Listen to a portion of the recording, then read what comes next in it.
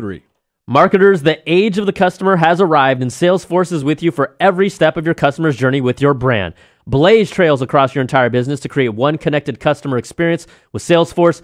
Be smarter and more predictive with your marketing using an intelligent platform that integrates marketing with sales, service, and commerce by engaging your customers on any device and channel in real time. Learn more at salesforce.com/AppleByte.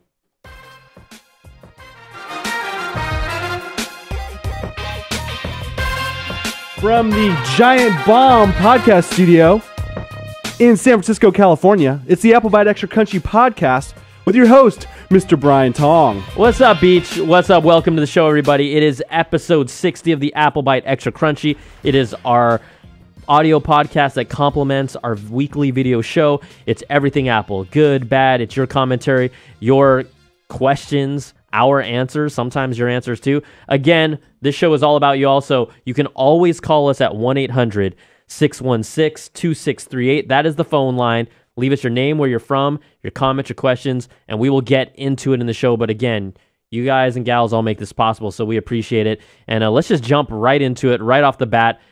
Apple's October 27th event, it is official, right? You guys know that. Yes. Apple sent out the official invite just a couple days ago. In fact, it might have been even just yesterday morning, if I recall right. Yeah, it was. Everyone was like, when are we going to get this invite? I knew it was supposed to happen real soon. I knew it was coming. October 27th is a very special day, okay? So, for a variety of reasons. But one of the reasons is Apple's keynote. Everything we expect. This is pretty much the last keynote from Apple that we're going to hear about the new MacBooks, the new Macs. They gave us this kind of like semi-Apple logo with a bunch of different like splashes of color. And I don't know, to me, they're not going to put out like a pink or a orange or a yellow MacBook, but who knows? Now, just for some reference, and I tweeted this out for people that follow me, Apple has used this phrase hello in a few occasions. In 1984, when Steve Jobs introduced the very first Macintosh, on the screen, it said hello. Now, in 1998, when Steve Jobs made his first return back to Apple, during their keynote, it was at the Flint Center at De Anza College, the new Bondi Blue iMac, right? This was like the rebirth of the iMac. It was SJ coming back. On the screen, it said hello, and then in parentheses, again. So the fact that they're using hello again a third time around, I actually think that's not very creative. Yeah, it should have been a throwback like kind of thing. It is throwback, but why don't they just do like, "Hello, it's me. You're looking for." Why don't they do "Hola" or something? Just something different, okay? Anyways, we know what's coming up October 27th, so I just kind of wanted to run down. There's a lot of rumors about what might be happening. The product we know the most about, based on reports and speculation and rumors, is going to be the new MacBook Pros. This is a product category we've talked about before that has not been updated in over 4 years. And I'm talking about an actual redesign change. I'm not talking about a speed bump. The Retina display is awesome, but an actual fundamental design change. So with these new MacBook Pros, we are expecting to see a new 13-inch MacBook Pro, a new 15-inch MacBook Pro. They are expected to be thinner in size. They expect to bring a new Touch ID sensor somewhere on there. USB-C, right? That's the kind of almost looks like your micro SD. It's a little thicker. It's reversible. There will no longer be these rectangular USB ports on this machine, as well as Thunderbolt 3. This is, again, for the MacBook Pro 13 and 15. We don't expect to see any larger screen sizes, so I'm sorry for all the people that were hoping to get like a 17-inch one. That's just not going to happen. But the big feature here is going to be the OLED touch bar that has been rumored and talked about. We have seen it in other PCs, specifically the Razer line of laptops for gaming. We've seen that. But Apple is going to pretty much replace that function, that top row of your keys on your keyboard, which is the function keys. And it's going to replace it with an OLED touch bar where this OLED screen can be used like buttons, but it will morph. It'll be able to do different things, like depending on the app you're using. It will be able to have different contextual options or buttons based on whether you're doing a media player, whether you're in Safari, maybe if you're doing like, third-party applications will have to support it. But wow, what about quick key shortcuts for things like video editing and Adobe Photoshop? They have to have software that supports this as well. I don't want it to just be on Notes, Calendar, iTunes. I want it to be something more than that. So That's that OLED touch bar that is really going to be the feature that potentially makes this laptop special or not. So we'll see what happens with that. Also, reports coming out of Mako Takara claim that the that the MacBook Air, it will still live, but this is a 13-inch. Right now we have the 13-inch MacBook Air and the 11-inch MacBook Airs. According to reports, the 11-inch will be completely eliminated, and then the 13-inch MacBook Air will live on. In addition, and that'll get a new USB-C ports on it. The Apple iMac has had rumblings, really not much in anything beyond the MacBook Pros and laptops. The iMac has been told, we've been told that it might get a new AMD video card. And the other big kind of piece that was just a quick short rumbling was that Apple and LG are working together to bring back an Apple display. They haven't released an Apple display in, man, I feel like at least 3 or 4 years as well. I could be wrong, like a new one. But this will be a 5K display that works with your Mac computer. So that's kind of the big bullet points. Again, just to go down the line, the last time we saw really a revamped MacBook Pro has been 4 years. The Mac Pro, that's Apple's kind of trash can looking desktop machine that has had some issues with our staff, quite honestly, when it comes to like doing some video editing, like crashing, hangs, like, you know, it's a 3-year-old machine. It's 3 years old. Yeah, it's old, supposed dude. to be new, but it's there already hasn't old. even been any major significant upgrades to it. That's right. On they locked into that very specific, cool, sexy design, but it's so unique and so different. I don't know if that's actually helped them out. As well as the Mac Mini, that's been about 2 years since we've seen any upgrades. So there's a lot that we need to know about the Macs, and as of now, it only looks like we know much about MacBook Pros. I think if you look at this, comprehensively though, I'm excited because we don't really know much going into this keynote. Yes. And that is probably the best thing that could come out of it. Yeah, people aren't as rabid as they are for the MacBooks as they are for the iPhones. Even from the rumor mill side, right? Yeah, exactly. Like we don't see our homeboys, like my family in China, going to the factories and trying to get the new MacBook Pro like shell design. Yeah, there's no one left one sitting at a bar in San Francisco or anything like that. That has not happened yet. So we'll see. Again, that's going to be October the 27th. That is next week, Thursday. It'll be at 10 a.m. Pacific time. So lock in. Apple will be streaming the keynote. We will be there as well. And the one last thing that I want to know is, will Apple have the courage to keep the headphone jack in them? You've got to keep a headphone jack in a laptop. Yes. But here's the thing, right? There's plenty of real estate in there. Here's the thing. If there's USB-C ports and Thunderbolt ports, that would mean you would need a dongle adapter to go into your MacBook to support Apple's Lightning headphone cables. Really? Yeah. That's a bummer. That's like, why? Thanks. So that's why it's like, are they going to even put a Lightning port on there just for your headphones? Because they put it on there's times at work you switch over, or even anyone on the road switches over from their phone to their laptop. Your laptop doesn't have a Lightning port, man. That's a problem. We'll see. We will see. So that's what's going on overall with the MacBooks. And while we're talking here, I'm just going to take a little break because we have another word from our lovely sponsor. Okay. Marketers, the age of the customer has arrived. Mass emails or general and ad campaigns just won't work anymore. Salesforce is here to help blaze a trail with your marketing and deliver the unique brand experiences your customers want. And with Salesforce, marketers open doors between business units by sharing data to collaborate across marketing, sales, service, and commerce. Be smarter and more predictive with your marketing by making recommendations using collaborative data, and solve concerns with service integration.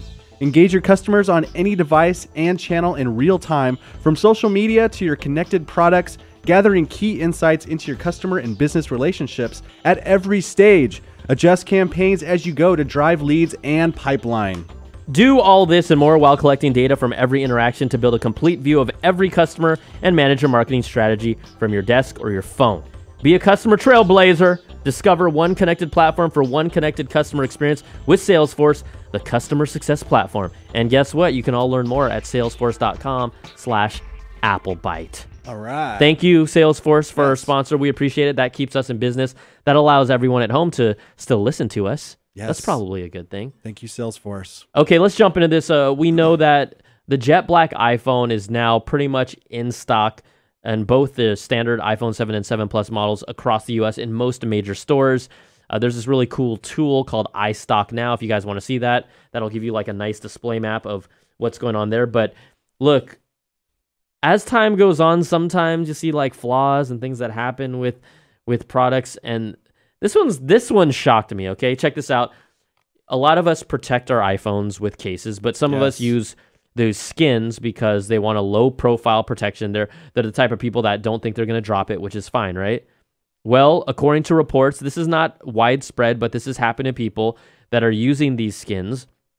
A small number of iPhone owners have found that when they try to remove the actual skin, the logo transfer that says like iPhone, the serial number, the FCC stuff, some of that print actually then transfers off of your phone and onto the skin when you take it off. Wow. Like it actually just taking the paint off. It's taking the paint off your phone. It's taking the paint off your phone. Well, that happened with my iPhone 5.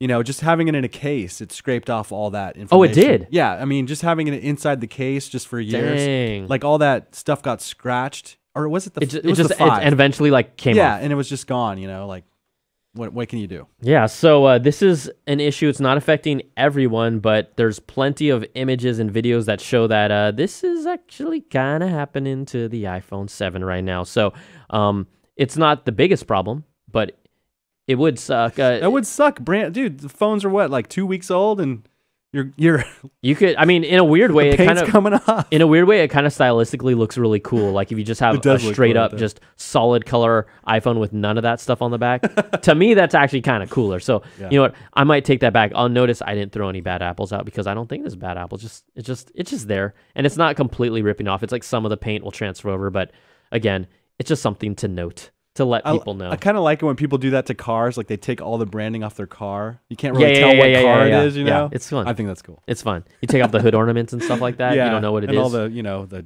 the medallions or whatever they call them. You take off, like, you don't want people to know if you have a Rolls Royce or a Lambo. Just rip off that stuff. Yeah, I got a Buick. Just rip it up. It looks like it looks like an Impala. It's a Buick. It's all good. All right, this one coming out of a recent conference here. This is Vanity Fair's new establishment summit that happened here in San Francisco recently. Apple iTunes chief Eddy Cue sat down with HBO CEO Richard Plepler for an interview with Vanity Fair talking about, the television industry, the partnership going on between Apple and HBO, and how TV will improve in the future. Disclaimer, we know that Apple, according to all sources and reports, have been trying to nail down some sort of a TV streaming service, but have not. Part of that problem has been pointed in the direction of Eddy Cue and their hubris and their cockiness and their demands of what they want, and that's why people aren't working with Apple. Look, just recently, we know we have Sling TV. We have PlayStation View services. Recently, it was reported that our parent company, CBS, is joining on with YouTube's TV streaming service, which is expected to be called Unplugged sometime for next year, as well as other networks. Apple is not doing it, okay? So this is a quote. These are quotes from Eddy Cue, according to this report, during his time at Vanity Fair. Now, Eddy Cue says, television needs to be reinvented because of its confusing, hard to navigate interfaces. You live with a glorified VCR, he said. You're still setting things to record. There are 900 channels, but there's nothing to watch. He went on to say that there's incredible stuff to watch, but the interface makes it impossible to find content. Again, he reiterates, the problem is the interface. The ways you interface with it are pretty brain dead. I sort of agree with him. I mean, there's so much content, and I watch maybe like 2 or 3 things, and a lot of that has to do with just, I guess, finding stuff, having it in front of my face where I just know I'm aware of it. You know what I mean? And I think that, look, the way that networks don't want to do this because it would shift away from the focus on the network, but what would be easier to me, and I thought about this, is look, why not, if there was a platform that allowed you just to search by shows and forget the network, right? When we look at our TV cable boxes, it's all broken down by TV channels. You got to scroll down. Guess what? We kind of know the shows that we want to watch. Yeah. It needs to be more tile-based, like a Netflix, like an Amazon, where you know the shows you want to look for. You can search for them. And when I say search, look, Apple is alluding to the fact that a lot of these things don't have voice search, but I can guarantee you that Comcast Xfinity X1 platform that I have used has voice search, and it works pretty well for networks and for shows. And so Apple can say that. Apple has shifted their interface more to like, okay, Siri, launch things, use your voice in the Apple TV. But again, and they don't want to do this, if we move away from the networks and the shows on the network and really just focus on the shows, that in itself makes it so much easier to find content. Yeah, and that's kind of what Amazon Echo and all that stuff is doing with Amazon video content too. So you could tell it like play, I think you could tell it to play a certain TV show and it'll play it on your Amazon Prime. If you have to have a Fire, they all have to be basically interconnected. Yeah. Google's kind of doing a similar thing. Yeah. They at least showed it off with their Google Home to Chromecast. Totally. So again, it's about voice integration, and also, look, not everyone is going to use their voice, but that makes it an easier, more seamless way to do it instead of dinking doinking around on a navigational control. And also, just for accessibility purposes, not everyone can honestly use a remote. Yeah, and typing on those, like the Netflix search engine or the Amazon Prime search engine, you have to like go and pick each letter. It's a big pain in the ass. Yeah, I'm not saying to get rid of these interfaces. You have to have them exist, but the core interface should be voice, and it is moving that way. So we know that. I think though, for Eddy Cue though to come out and be like, "Oh, these interfaces aren't good enough," like, bruh, you don't even got a TV service. Like, you couldn't even do that, bruh. Like, really, right? So don't come all high and mighty when you are actually trailing in the game. That's what drives me crazy. Like, look, we love a lot of stuff that Apple does. We also don't like things that Apple does. But when you are trailing in the game, when you're not even in second place, you're like third or fourth. Yeah. Don't be cocky about it.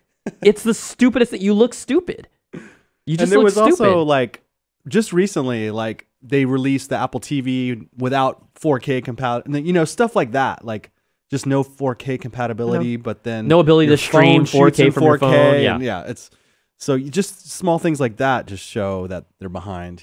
So we'll see how innovative Apple's interface is. Let's be honest, they are shifting more to the app model again, where you can call up things by voice. But if you're telling me that that's a game-changing interface, like, guess what? People are kind of already doing that. Everyone's doing that. People are already doing that. So please don't make it sound like you're like so. I have so a great idea, everyone. You're I have a great idea. If you could just say what show you want.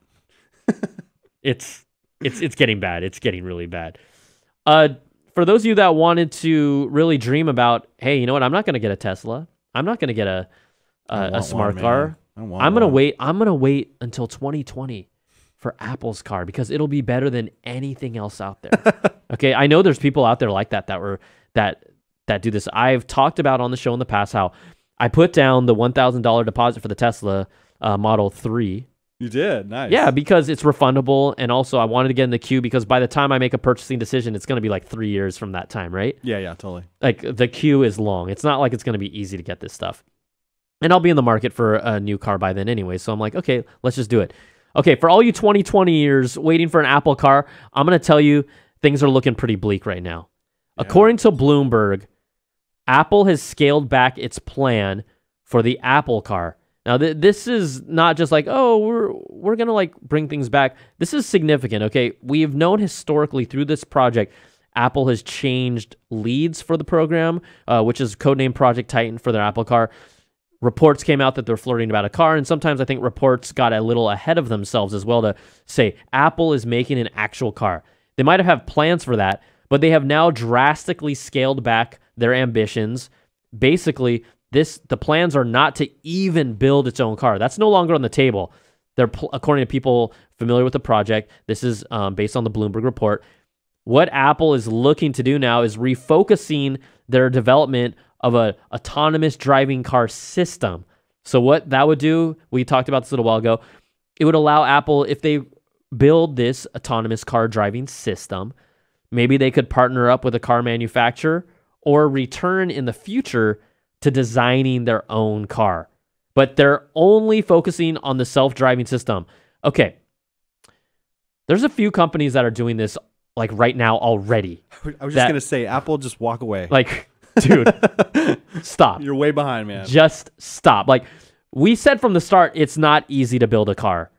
It's, you might have all this money and capital and this idea that you can change the world, but building a car is not like building a smartphone, and it's not like building a computer. Even the margins, right? You're pretty much talking about like around even margins, like 3% margins. Apple gets like 30%, 20 to 30% margins on their products that they sell. Cars, it's not that way. It's just not that way. So what the Apple Project Titan team has been told is that they can go work on a plan and propose what they're doing in 2017, so that's next year, and the company, Apple, will decide the fate of the self-driving platform then.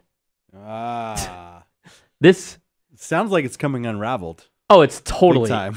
Not only that, they're like, wait, Uber's got cars driving already. Uber's doing self-driving. Yeah, Uber's testing out self-driving. There's self-driving cars right now in Pittsburgh and Canada and everywhere. And who else? Another company just announced it too. Like Google's doing it. Everyone's doing it. Here's another indication of, let's read the tea leaves. According to the report, hundreds of members of the car team, the car team itself compromises about 1,000 people. Hundreds of them, not like 10 or 20, hundreds have been either reassigned, let go, or left of their own volition in the recent months. The moves aren't being made public, but the Apple car is more like a pipe dream right now. Like it's a bummer. And again, like Uber, Google. Look, there was just a report that Tesla has the hardware in their cars today that they can then basically eventually, as they test it out and roll out, flip a switch, and I think they said in about 5 years they'll be able to have autonomous cars based on what's already on their fleet. Totally. And Elon Musk said, like, you can be on the other side of the country and hail your car and it'll find you eventually. No! I'm like, are you kidding me? No, really? Yeah. I mean, that's pretty awesome. Dude, I want that. I need that. Look, you're behind, bro. It's like, I can't say it any other way. Watch, next thing we know, Apple's going to be like, we're launching Apple space program. We're going to start launching rockets into space. Dude. It's really hard. And we also said that from the start, like that this would be really hard. Yeah, and then I also said last year that we're going to see an Apple car this year, but now you did. My predictions. Well, you should have talked to Nostradamus. Next question. All right, we have a bunch of phone calls. You guys and gals are contributing to this show. We want to let your voice be heard, so let's just kind of check out what we've got cooking, and we'll get to them. All right, here we go. Hey guys, love the show. Quick question. What do you guys think about iOS integration and the Amazon Dot or the Alexa platform? Is it worth buying now? Should we wait to see what Apple has in store for AI Siri integration? Should we hope to see some more skills developed that are led by iOS fanboys and developers? What are your thoughts? This is Chris from Macon, Georgia. Love the show. Okay. So here's the thing with all these different AI platforms. We know Amazon has their own. Google's working on their own. Amazon is one of the few companies that likes to make sure their stuff is everywhere. We saw that on the Kindle platform. They made their Kindle Reader, the digital app, available. So I wouldn't be surprised if we saw some level of iOS integration. But what they've done right now, because I have I don't want to say the word because I think it sets off people's thing. Everyone talks about it. How about Ayla? I'm going to call it Ayla. I'm going to be very considerate, okay? But because of, they do have the Ayla app for iOS, and you can manage some of the content, also the devices. You can add things, to-do lists, shopping, stuff like that. So that's kind of the level of iOS integration we have. But Apple is doing their own platform for smart devices, right? They have their HomeKit stuff. They have a new interface in iOS 10. Amazon is doing their own thing, and Google's doing their own thing. They might make an app that's complementary available, but beyond that, I don't expect us to see much integration. They're trying to win that space. And AI is the next battleground right now. Big time. Okay, next call. This is Blair in West Hollywood. About your comment about Johnny Ives and his recent design mistakes. Based on a book I'm reading called A Beautiful Constraint, it gives examples of people having limited options, money, resources, or rules, and how it drove them to be more creative. If you, for example, look at Star Wars, the original were great because George Lucas was limited by budget and technology, and the people around him would tell him no a lot. George's ex-wife even edited the first film, which then caused it to even be better. But then the prequels came out. George wrote everything, and he directed, and it just came out really bad. So Steve Jobs used to limit and focus Johnny Ives. So fantastic, iconic stuff was made. But now that Steve is gone, Johnny Ives doesn't have any people around him to put constraints on him, hence the battery case and the headphone design. So, in my opinion, Johnny Ives is well on his way to introducing the Jar Jar Binks of Apple products if someone doesn't step in and stop him soon. I think that was a great call. It hits the point of, like we said earlier, where was the genius behind it? But like this caller mentions, like the restrictions kind of force you to be a little more creative, and when you have carte blanche, maybe it's not as easy. I still think, though, no matter what, if you're one of the great designers, arguably one of the top ID guys in the past 10, 15 years, you still should have never made that Apple battery case. Like, I just don't get that. They're just trying to solve a problem. I still don't get that. It really baffles me. Like, other companies that made battery packs look completely sleek, and it's like, what is that doo-doo? Like, what is that doo-doo? So I think that's a great point, just historically how sometimes design has been inspired by limitations. So that's a great call. Cool. Yeah, for the record, I'm a fan of the prequel Star Wars movies, so I'm sorry. Whoa! Yeah, I like them. I don't care what anyone says. Wait, like how big of a fan? Like, okay. I mean, they're fun. They're okay. fun. No. And you know what? I'm actually not a hater on that because, okay, how about this? Real quick. Darth Vader become evil. That's cool. Awesome. That was cool. Okay, how about this? I'm putting you on the spot. We had a lunchtime conversation between like 7 of the guys from our group. Yes. That's why I was late to the beginning of the show. Yes. We ranked our order of the Star Wars movies, prequel, the actual original core trilogy, and Force Awakens. I'm going to tell you my order right now. I know you have to kind of think about it, but I'll tell you my order right now, okay? Okay. And people can disagree. I actually would like people to call in. It's a totally random tangent, or tell us on Periscope and YouTube. Here's my order. 5, 4, 6, 7, 3, 1, 2. Okay. That's pretty so, good. Yeah. Empires, New Hope, Return of the Saying Jedi, the numbers, Force Awakens, yeah. And then 3, 2, 1 of the prequels. I think people are like going crazy on this. Like, seriously. Okay. I'm going to try to say Return of the Jedi was your favorite. My favorite. You know what? I see that was the one I grew up with too, and I was about to. But here's the thing: as we get older, when you're a kid, Empire Strikes Back is like the lamest one. But when you get older, I have to go watch that again. Oh my God! Is Empire with the Ewoks? No, Return of the Jedi is with the Ewoks. Yeah, the Hoth battle scene. That's right. The snow. Yes. And other stuff that I don't want to spoil. I don't want to spoil the movies for anyone that's listening. That's the gem. Yeah, I was gonna say 3. Oh wait, you mean 2, no? You mean 4? Oh, I'm sorry. Okay, start with no. So Return of the Jedi would be 6. Correct. So 6, 5, 4. Okay. And then the prequels in their order, whatever. And then, well, actually, no. I think, the latest one. What was the third one when Darth Vader becomes Darth Vader? No. What was Force the latest? Awakens. Force Awakens. So that 7. one comes before. Okay. And then Darth Vader one after that, which 3. I forget was That's 3. Okay. And then 1 or 2. And then probably 1. Oh, so you and like then 2. Yes. Yeah, everyone agrees 2 was kind of bad. But they had Jango Fett, dog. Like, Jango Fett was sick. Yeah, Jango Fett. He's badass. I mean, once they got to the Coliseum and they started, like, getting crazy with those animals, I'm like, what am I watching right now? But, okay, so just to recap, you went 6, 5, 4, 7, 3, 1, 2. Yes, I believe that was right. I believe that's correct. Excellent. Nice job. All right, Thanks, should we get to our next call? Yeah, more important stuff. Okay, did we hear this one already? Let me see. This is important. Hey, Brian. This is Matthew, and my question is: I have a late 2009 MacBook.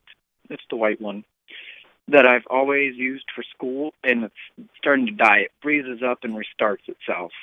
So, should I order a refurbished current MacBook Pro, which I could get right now for $16.99, or should I wait for them to introduce the new one with the OLED Touch Bar? Okay, thank you. $16.99 for refurbished. My advice is no matter what you do, wait for the announcement. Those refurbished ones will even go down by a couple $100 typically. You better buy it right after the announcement, right after they drop, so monitor it because it's really limited. But wait for the new keynote, then wait for the price to drop and immediately purchase what you're targeting. Cool. That's BTZ's shopping tips. Okay, next call. Hey, Brian. Hey, Steven. This is Mar Hill from Texas. What do you guys think about the Bluetooth 5.0 standard? It's supposed to have quadruple the range, double the speed, data broadcasting capacity increased by 800%. What do you think that means for Bluetooth earphones, the AirPods, Apple Watch, iPhones? Just curious what you guys think about it, or have you thought about it? Thanks. Love the show. You want to give your initial thoughts? All that sounded really good to me. I mean, I use Bluetooth at my house, and I walk outside, and then my phone stops working with my speaker. It's annoying. My kid will like walk in front of me, and it stops working. Yeah. And I'm like, what the hell? So yeah, I'm all for it, man. Look, the Bluetooth spec, just like the Wi-Fi spec, over time continues to get better and better. They do new technological improvements on it. The biggest advantage that I see with Bluetooth is going to be obviously the range and the distance is huge, but we're in the era of the smart home, smart devices, and it's only getting better, right? We call it the Internet of Things, the IoT. So having more powerful Bluetooth connectivity for all of those devices, further range, being able to truly, connect directly to them is going to help overall just from a tech standpoint. You can't get, there's nothing wrong about getting stronger and faster, better signal. So it's just going to help everything. It's awesome, man. When is that going to come out? Well, technically, I believe it was supposed to, these specs take time to roll out, and then it also takes time for manufacturers to incorporate them. But I believe the spec is rolling out at the end of this year or like somewhere in the first half of 2017. So just look forward to that. Can't wait till 2017. Bluetooth 5.0. Okay, last call. Hey, Brian. This is Zachary from Billings, Montana. Just wanted to let you guys know, love watching you guys' show. I've never owned an Apple laptop. My question is to you, should I get the one that's coming out later this October, or should I wait out a couple of years? Also, shout out to Montana. Montana. Why is he shouting out Montana? Remember what I think we were dogging it a little bit. Well, you're talking about how you're flying over it. I flew over it, and all I saw was just white, just whiteness down there. Just but snow. we called out for apple biters in Montana and like North Dakota to give us a shout out. They're hollering, representing. So we appreciate that. Yes, thank you. I mean, he asked about the MacBooks, right? Yeah. Kind of had the same answer. Yeah, you probably have the same answer as the first caller. It is. I mean, look, the best time to buy a MacBook, quite honestly, is when they announce a new MacBook, whether it's buying the earlier generation. After the new ones come out, right? Yeah, I mean, after they've been released. Yeah, I mean, his other point to his question is like, should I wait a couple of years? I think also whenever there's a completely new redesign, especially a completely new feature like this OLED touch bar, look, in general, it should be fine, but we know what happens when you buy first-gen stuff of anything, specifically Apple. They typically really fine-tune it in the next generation. If you're worried about that, that's fine, but I'm not in the market for a laptop right now, but I'd want one if I could. Yeah, they do look cool. If I was ready to buy one or mine was breaking down or it was old and dingy, I would definitely go for the new one, so. Mine has so many dents and scrapes all over it. That's your fault. I would love to get a new one just because I drop mine all the time. All right, that's it, man. That's going to do it. That's a show. That's going to do it. All right, let's wrap this up and just say thank you again to our sponsors. Marketers, the age of the customer has arrived, and Salesforce is with you for every step of your customer's journey with your brand.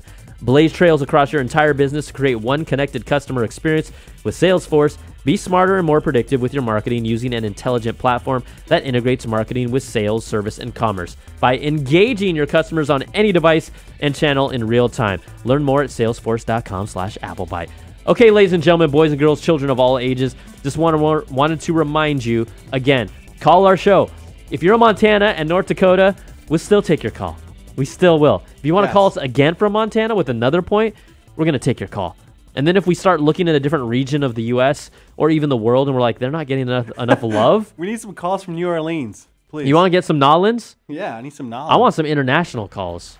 Yeah, we got some tons Russia of people. up in here, please. Mexico, all kinds. Ghana. Let's do it. Okay, call us 1-800-616-2638. We also want to tell you there are so many ways to find our show on iTunes, on YouTube, on Periscope, on TuneIn. Our boys at TuneIn. Yes. Got to represent. Where else? Stitcher. Stitcher. Oh, my goodness. SoundCloud. Google Play. Oh, my goodness. We're everywhere, so find us, please. Go to the blog post, actually, and there's links to everywhere you can find us. We also appreciate that you have made this show grow to what it is. We're surprised. We're just having a good time with you all. So thank you, thank you, thank you. All right. Out of here. We'll see you guys next week. Peace. Perfect. Booyah. Booyah.